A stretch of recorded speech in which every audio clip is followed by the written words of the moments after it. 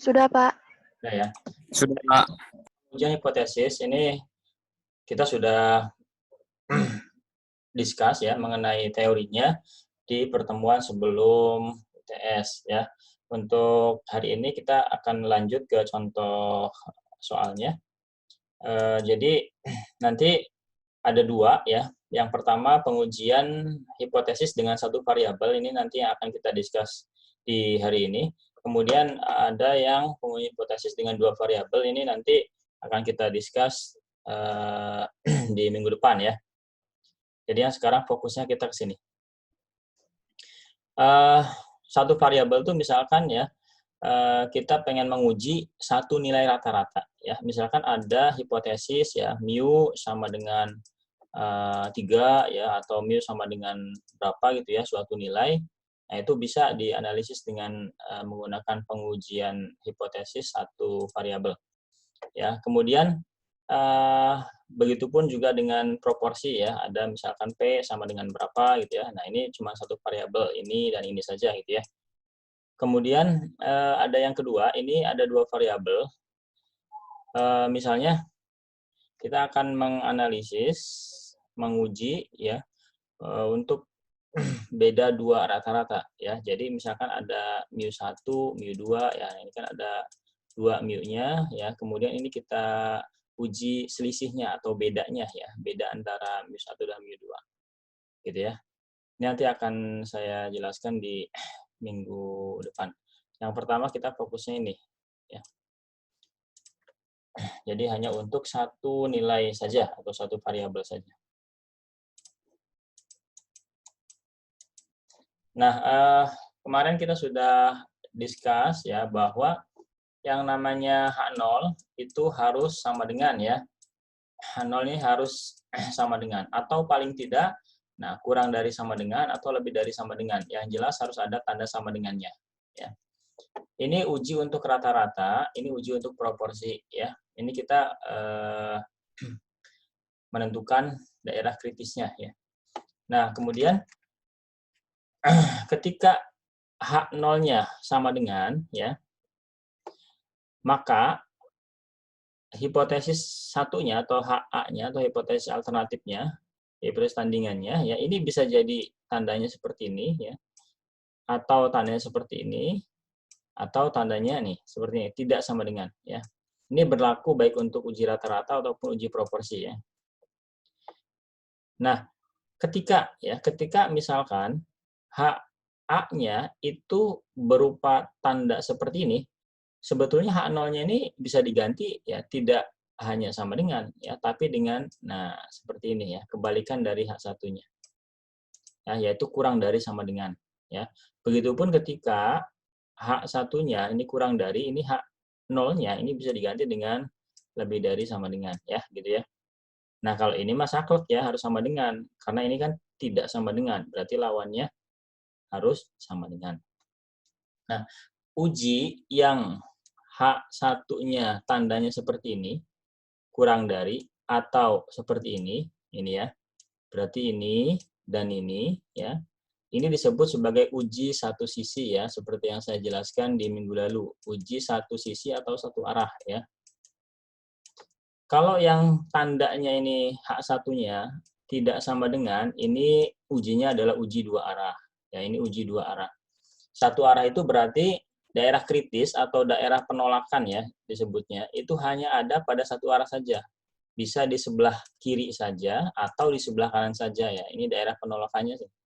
Ini sebesar alfa ya, saya bilang sebesar alfa. Atau ya sebelah sana saja ya. Nah, ini sebelah kanan saja. Ini juga sama sebesar alfa ya. Kalau yang dua sisi berarti ada di dua posisi ya, daerah kritis atau daerah penolakan H0-nya. Ya, ada di sebelah kiri dan sebelah kanan. Sebesar apa? Sebesar alfa per 2 gitu ya. Sebesar alfa per 2. Ya. Coba kalau kita perhatikan di sini ya. Kalau tanda H1-nya lebih besar, ya, maka daerah penolakannya juga, nih daerah H0 ya, H0 ditolak, ya, akan bertanda lebih besar sama, ya, nih, ya. Berarti kalau lebih besar seperti ini, ada pada posisi Z positif ya. Ini kan Z positif nih, ini kan 0 tengahnya ya. Berarti yang sebelah sana kan positif. Ya, berarti seperti ini. Ya. Kalau dituliskan dalam notasi, nah Z0-nya lebih besar dari Z alfa. Jadi nanti Z0 itu yang kita hitung ya, nanti di langkah keempat ya. Kemudian, kalau yang ini kurang dari, maka sama juga ya.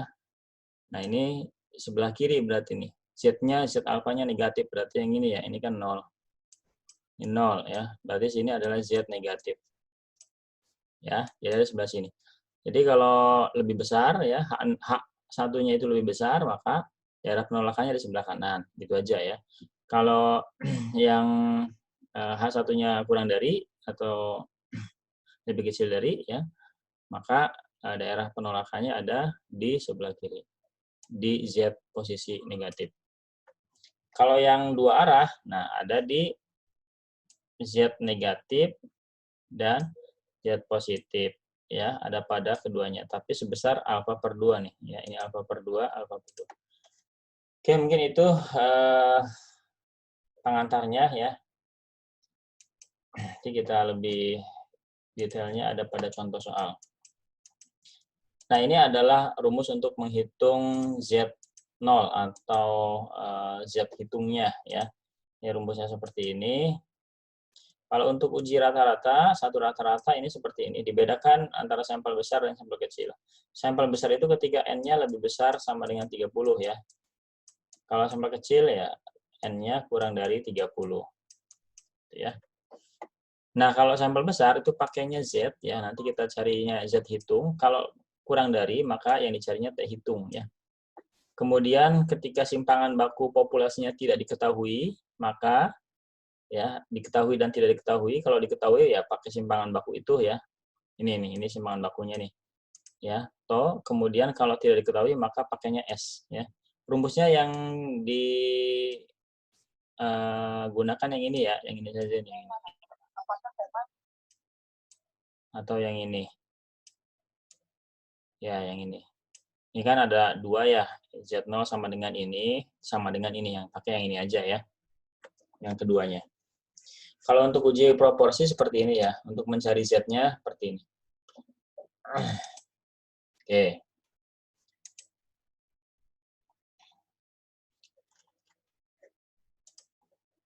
Ya. Nanti lebih jelasnya mungkin di contoh soal ya. Nah, misalkan ada contoh soal begini. Seorang peneliti ingin mengetahui apakah tingkat kematian ikan di suatu populasi tambak rata-rata masih tetap 30 ekor ikan atau lebih kecil dari itu ya. Data sebelumnya diketahui bahwa simpangan kematiannya 25 ekor. Nah, ini simpangannya ya. Simpangan yang toknya tadi. Kemudian sampel yang diambil adalah 100 ya. Dari 100 itu ada 27 ekor yang mati ya. Nah, apakah nilai tersebut masih dapat diterima sehingga tingkat kematian 30 ekor. Sebetulnya ya saya tekankan bahwa soal kaitannya dengan kaitannya dengan pengujian hipotesis ya, ini sangat beragam sekali ya. Poinnya adalah bagaimana kita bisa menentukan H0 dan H1-nya ya. Ingat ada 5 langkah ya untuk menguji suatu hipotesis. Ya, ini sudah saya discuss di minggu yang lalu ya, ada 5 langkah. Yang pertama adalah, nah ini sekalian menjawab ini ya. Yang pertama adalah kita harus menentukan H0-nya apa, H1-nya apa. Ya, H0 itu hipotesis awal, H1 hipotesis tandingan. Ini apa, ini apa. Ya, coba kita lihat dari sini. Kira-kira H0-nya apa ya? Ada yang tahu nggak? Ini mu.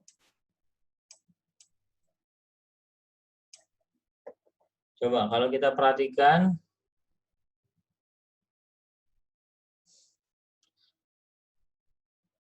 masih tetap 30 ekor atau lebih kecil dari itu. Berarti kurang dari sama dengan ya. Benar nggak? Mu kurang dari sama dengan 30. Halo? Ini pada kemana nih? Jangan tidur nih. Ada, Pak. Ya, awas kalau tidur burut ya, atau kalau ditinggal apalagi ya. Nah, ya ini nggak kelihatan soalnya ya. Coba H1-nya berarti apa?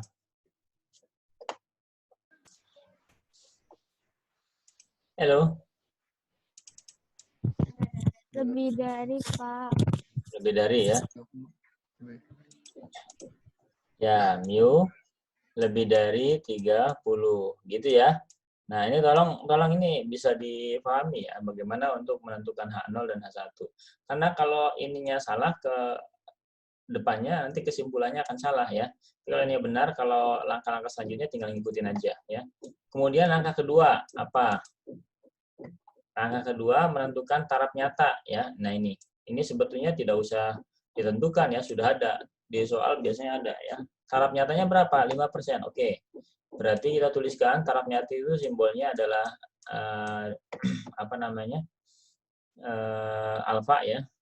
Alfanya sama dengan 5%, 0,05 ya. 5% 0,05. Coba, ini ujinya satu sisi atau dua sisi? Dua. Hah? Dua apa satu? Perhatikan tanda pada H1-nya tadi saya bilang. Satu, Pak. Satu ya, satu sisi. Oke. Ini kurang dari lebih dari. Itu lebih dari ya. Maka daerah kritisnya ada di sebelah kanan. Ya, ini sudah bisa ketebak nih ya. Daerah kritisnya ada di sebelah kanan. Tadi saya bilang bahwa ini kalau lebih dari ada sebelah kanan, kalau kurang dari berarti ada sebelah kiri ya. Kemudian tadi ya kita tuliskan dulu ujinya satu sisi ya, uji satu sisi. Ya. Kemudian yang ketiga itu menentukan kriteria pengujian. Kayak gimana sih kriteria pengujian tuh? Kriteria pengujiannya kayak tadi sebetulnya ini, ya yang ini nih. Nah, coba perhatikan. Kalau mu ya lebih dari, kalau H1-nya mu lebih dari ini kan berarti kan. Nah, perhatikan di sini H0 ditolak jika Z0 itu nanti di langkah keempat kita hitung ya, lebih dari Z alpha. Nah, Z alpha ini kita tentukan dari tabel ya. Jadi, kalau untuk kasus ini untuk apa namanya menentukan kriteria pengujian itu lebih mudahnya sebetulnya kita gambar ya. Kita gambar saja, gambar seperti ini ya, seperti biasa. Nah, tadi kalau ini lebih dari ada pada sebelah kanan ya, ini tengahnya 0, ada pada sebelah kanan berarti ya kira-kira di sini lah ya, sini. Nah, ini itu sebesar alfa. Sebesar alfa itu sebesar 0,05, 0,05 ya, 0,05. Nah, alfanya ini, alfa itu luas ini ya, luas daerah yang diarsir ini 0,05. Berarti kalau gitu di sini nilai Z-nya berapa? Nah, gitu loh. Ini Z-nya pada posisi Z positif ya. Ini Z-nya berapa nih? Ada yang tahu nggak?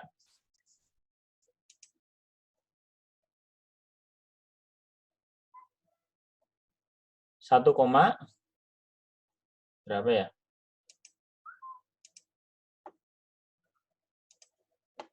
Coba dicari 0,05 itu Z-nya berapa?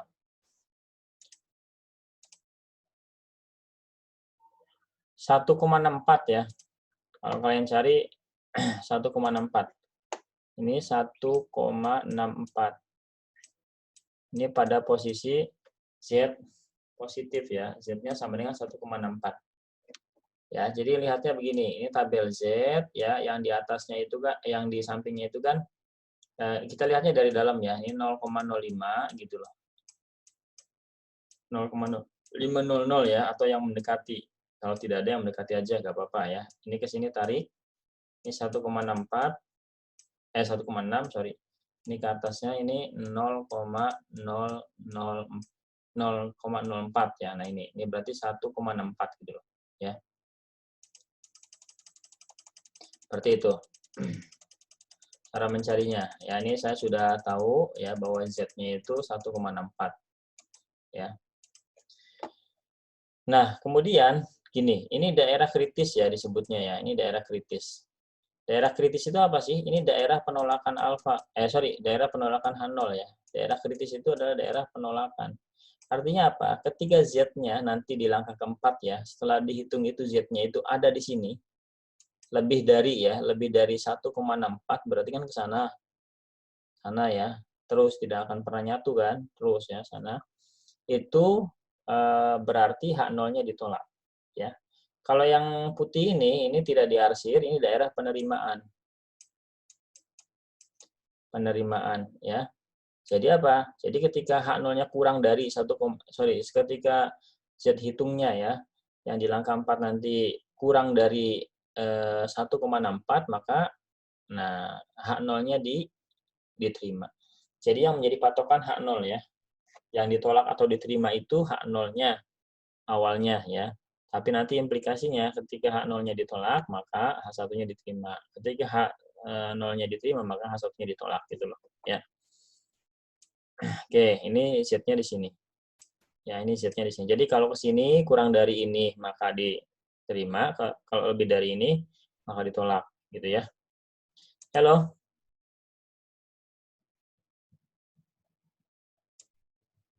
Ada nggak nih? Ada, Pak. Ada, Pak. Ada. Jelas nggak suara saya? Jelas, Pak. Ada yang Jelas, ditanyakan Pak. sampai sini? Kalau ditanyakan langsung aja ya. Interupsi langsung mic-nya dibuka. Ya, nggak apa-apa ya. Ya. Oke, kalau tidak ada pertanyaan, saya anggap kalian paham ya. Kemudian langkah keempat apa? Langkah keempat itu menentukan Z hitung tadi atau Z0 ya. Z0. Atau kalau saya biasanya Z hitung ya. Z hitung. Karena nanti kan, ini kan berarti Z tabel nih. Z tabel itu yang berasal dari tabel ya. Nah, ini Z hitungnya. Z hitung. Z hitungnya gimana caranya? Nah, kita pakai rumus yang awal tadi, yang ini ya. Nah, itu rumus yang ini ya. Ya, kalau kita perhatikan tadi di contoh kasus yang ini, berarti masuknya ke yang mana? Sampelnya tadi 100, berarti sampel besar ya, sampel besar. Kemudian ada nggak nilai TOK-nya? Atau simpangan baku dari populasinya ada nih, simpangan baku kematian 25 ekor. Ya. Nah, ini berarti ada. Berarti simpangan baku populasi diketahui dan sampel besar. Pakai rumusnya yang ini ya, yang ini nih. Ingetin, X bar dikurangi mu 0 per TO per akar N ya. Nah, coba X bar-nya berapa?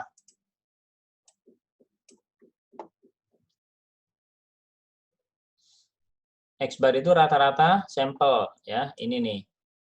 20. 27 ya. Ini X bar-nya. Sampel diambil rata-ratanya ini. Jadi dari 100 itu rata-ratanya 27. Berarti ini adalah rata-rata sampel.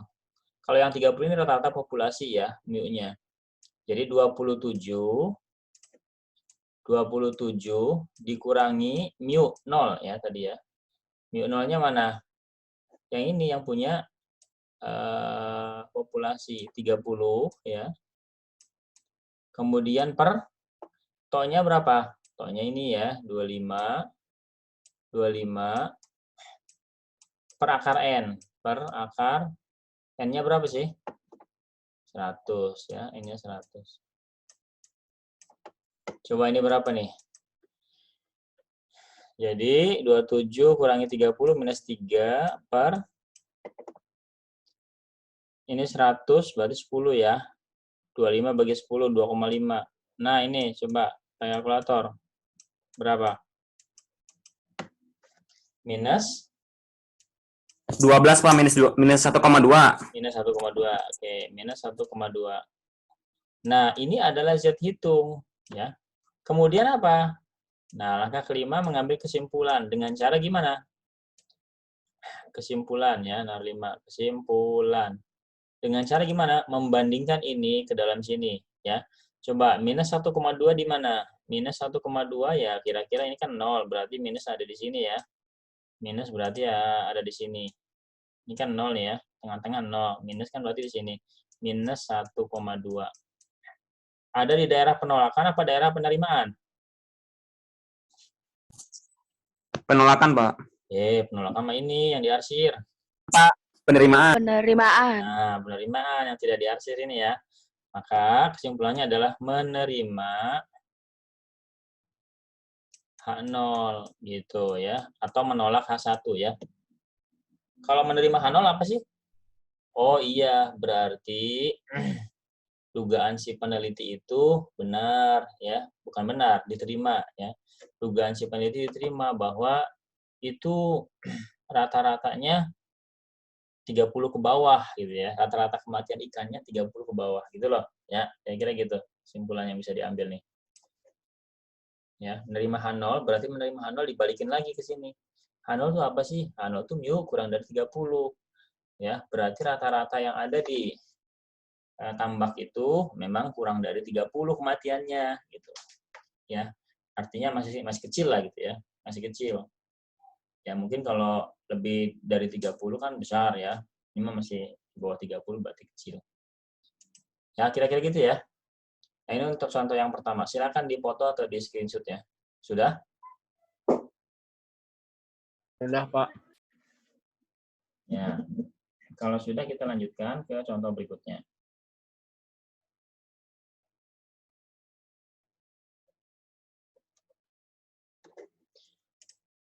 Oke. Berikutnya ya. Nah, ini. Populasi ikan lemuru hasil tangkapan. Nah, ini suatu alat mungkin ya. Purse ya. Panjangnya 80 cm rata-ratanya ya. Dengan simpangan baku 7 cm. Kemudian, setelah 3 tahun beroperasi, konsumen meragukan panjang ikan tersebut. Ya, jadi setelah 3 tahun, konsumen tuh setelah dia lihat ini kayaknya ragu nih saya katanya. Ya gitu ya. Kayaknya kurang dari 80 nih rata-ratanya. Atau kayaknya ini lebih dari 80 deh. Gitu. Kira-kira gitu ya, meragukannya seperti itu. Guna meyakinkan keabsahan hipotesis itu, seorang peneliti mengambil sampel acak. Ya, jadi untuk meyakinkan konsumen yang tidak percaya atau yang meragukan tadi, ada seorang peneliti mengambil sampel acak 100 ekor ikan lemuru dari penangkapan itu, ya hasilnya rata-ratanya 83 dan standar deviasinya tetap, artinya tetap itu berarti sama dengan yang atas ya 7. Nah, apakah ada alasan untuk meragukan bahwa rata-rata panjang ikan lemuru yang dihasilkan alat tangkap purs itu sama dengan 80 cm pada tingkat signifikansi 5%? Ya. Apakah ada alasan? Nah, berarti apakah si yang meragukan tadi bisa diterima itulah kira-kira gitu ya. Oke, ya kita analisis saja dengan hipotesis ya. Coba H0-nya apa? Yang pertama, angka pertama H0-nya H1-nya apa? Ingat, H0 itu lebih ke persamaan ya. Persamaan itu sama dengan atau kurang dari sama dengan atau lebih dari sama dengan. Hah? Mu? Ini loh, ada kata-kata sama dengan 80 cm. Sama dengan, ya udah sama dengan ya. Ya enggak? Benar tuh? Benar, Pak. Nah, kemudian H1-nya mu tidak sama dengan 80. Karena yang meragukan itu kan ada dua. Bisa jadi, oh ini kayaknya kurang dari 80. Nah, ya berarti kan kurang dari. Atau, oh ini kayaknya lebih dari 80. Ya, berarti kan lebih dari. Berarti dari dua sisi itu bisa ya, memungkinkan. Artinya apa? Tidak sama dengan 80. Kalau tidak sama 80 kan berarti bisa jadi meragukannya kurang dari 80 atau meragukannya lebih dari 80 gitu ya. Nah, maka kalau melihat ini ya, ini dua arah ya, dua arah nih. Ya, dua arah. Yang nomor 2, menentukan apa? Signifikan level atau tingkat signifikansi atau taraf nyata ya, taraf signifikansi sama aja. Ini 5%. Oke, 5%. Berarti alfanya sama dengan 0,05, 5% ya. Ingat, ini dua arah ya, ujinya dua arah. Uji dua arah, berarti alfanya harus dibagi dua ya. Alfanya kalau begitu dibagi dua, alfa per 2 sama dengan 0,025 ya, 0,025 ya, 0,025 ini alfa per 2-nya. Nah, kemudian yang ketiga apa? Ini harus hafal ya langkah-langkahnya ya. Yang ketiga apa? Apa ya? Poho saya juga.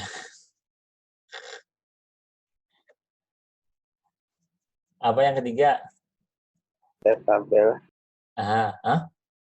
Menentukan kriteria pengujian ya, yang gambar itu ya. Kriteria pengujian. Ini harus hafal ya. Kriteria pengujian gimana sih? Tabel, set gitu ya. Kemudian dua arah, set. Berarti kita udah ngetek nih. Dua arah berarti ada dua ya. Pada posisi kiri dan pada posisi kanan. Tengahnya ini 0, jangan lupa ya. Kemudian ini sebesar apa sih luas ini? Ini luasnya sebesar 0,025 ya. Alfanya kan dibagi 2 ya. Ini pun sama sebesar 0,025. 0,025. Kalau begitu nilai Z-nya berapa? Kalau ininya 0,025, coba cari ya. Sebenarnya ada ya. Nilai Z-nya berapa? Nilai Z-nya adalah, ini saya langsung aja ya, 1,96. Ya, 1,96. Ini Z negatif, ini Z positif. Ini negatif ya. Ini Z positif. 1,96. Nah, ini daerah kritisnya ada pada dua sisi kiri dan sisi kanan. Ya, ada pada dua sisi kiri, sisi kanan. Jadi gimana? Jadi kalau misalkan nanti Z hitung yang kita hitung di langkah keempat itu ada pada kurang dari minus 1,96 di sini, maka ini ditolak ya hipotesisnya.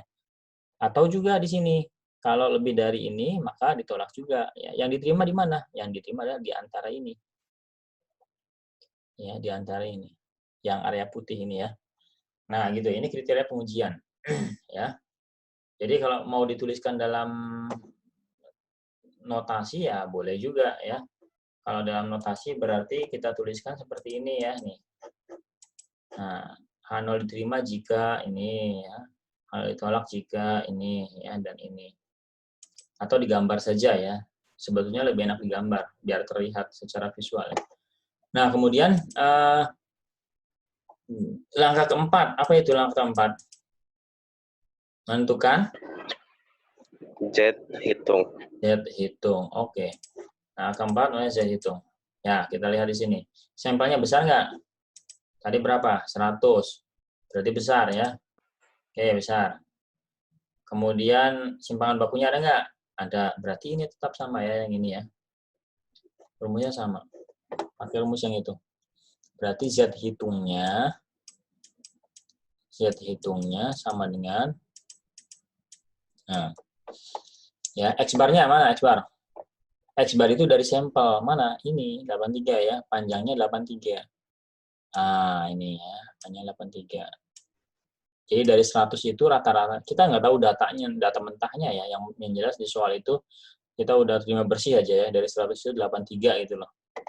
Rata-ratanya dikurangi, ini 80 ya, ini yang judgement dari perusahaan ya, 80. Dibagi apa? Dibagi toknya 7 per berapa? Akar 100. Iya kan? N-nya kan? Nah, sehingga 3 ya per 0,7 ya. Nah, berapa nih? 3 per 0,7 berapa? 4,28, Pak. 4,28. Gimana 4,28? 4,28 ya jauh di sana. Ini kan terus ya, bukan cuma sampai semprot segini. Ini ingat, saya dulu pernah menjelaskan sampai berbusa-busa bahwa ini tidak akan pernah nyatu ya. Walaupun kelihatannya nyatu, tidak akan pernah nyatu sampai sana, sampai Jakarta ya. Ini sampai Surabaya ya kan gitu kan. Nah, 4,28 di mana? 4,28 ya kira-kira di sinilah ya. 4,28. Ada daerah penolakan atau daerah penerimaan? Penolakan. Penolakan, karena penolakan tuh dari sini sampai sana ujung ya, nggak tahu sampai mana ya. Itu daerah penolakan. 4,28. Artinya apa? Nah, 5 kesimpulan. Kita bandingkan ya. Z hitung lebih dari ini kan, lebih dari 1,96, maka kesimpulannya apa? Kesimpulannya menolak H0. Nah, berarti gimana kalau menolak H0? Nah, kita Hanya balikin lagi diterima. ke sini. Menolak H0 berarti menerima H1 ya. Menolak H0 berarti menerima H1. Menolak H0, menerima H1. Yang diterima ini berarti ya. Lah, apa terusnya? Kesimpulannya. Oh, berarti memang betul itu sudah ada melenceng ya. Berarti benar, bukan benar, berarti dapat diterima dugaan si customer ya, si konsumen tadi bahwa itu sudah tidak 80 lagi gitu ya. Kira-kira gitu ya. Itu sudah rata-ratanya bukan 80 lagi itu melenceng gitu ya. Udah ada pergeseran ya gitu ya. Maka perlu diukur lagi ya, perlu diambil lagi ya populasinya, ya, perlu diambil data lagi. Ya, yang jelas itu sudah melenceng gitu ya. Artinya bukti-bukti yang diambil dari sampel itu cukup kuat untuk ya menolak H0 ya. Sehingga si perusahaan harusnya ya mengukur kembali ya atas statement ini. Ya, atau kalau dalam bahasa ini mah kalibrasi lagi gitu ya. Oke. Kira-kira gitu ya, silakan di capture aja. Ada pertanyaan nggak sampai sini? Tidak, Pak. Hah? Tidak ada? Ya, Pak. Oke, lanjut ya. Ini silakan di foto atau di screenshot ya.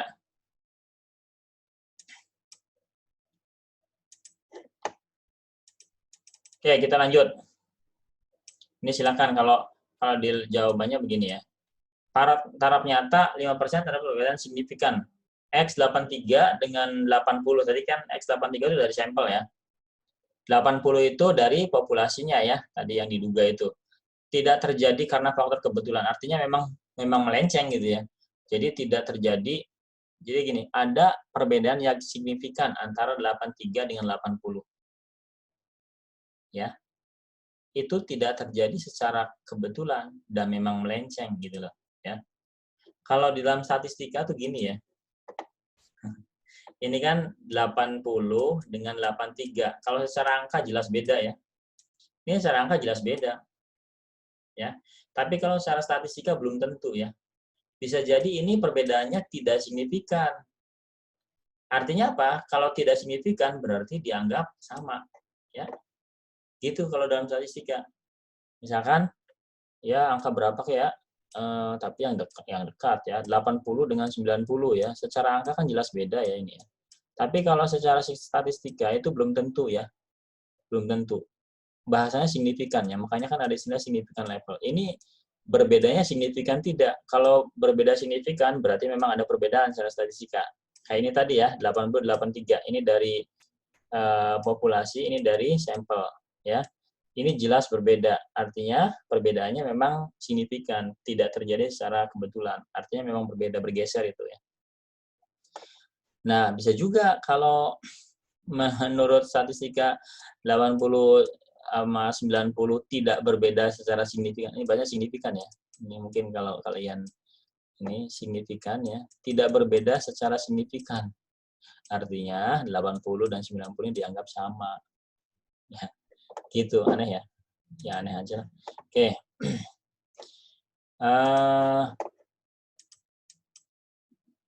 Ini kayaknya hampir mirip juga dengan yang tadi ya.